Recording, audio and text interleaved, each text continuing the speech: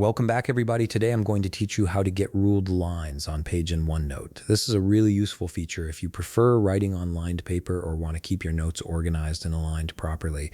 Let's jump right into it. Start by opening your Microsoft OneNote app and load into your notebook. Make sure you're on the page where you want to add the ruled lines, as this will make the next steps much easier to follow. Give it a moment to fully load before moving forward. Once your notebook has been loaded, head to the View menu located on the top part of your screen and click on it. The View menu is where you'll find all the visual customization options for your OneNote pages, so it's an essential tool when you want to change how your workspace looks or functions. From the View menu, you'll see all the tools that you can use to adjust your OneNote view to your preference.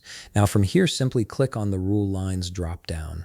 This will present you with several types of ruled lines you can use on your OneNote page, along with grid lines as well. You'll notice options like narrow ruled, wide ruled, and even college ruled, giving you flexibility depending on how much space you need between lines. Take a moment to browse through these options and pick the one that suits your note-taking style best. Once you've selected the ruled lines, you can also change the line color as well. This is particularly helpful if you want the lines to stand out more or blend in with your background. Hover your cursor over the rule line color option and simply select the color you wish to use. As soon as you make your selection, the ruled line will be applied to your page instantly.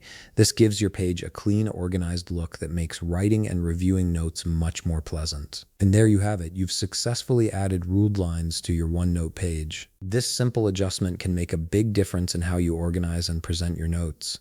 If you found this video helpful, please leave a like, subscribe, and see you in the next video.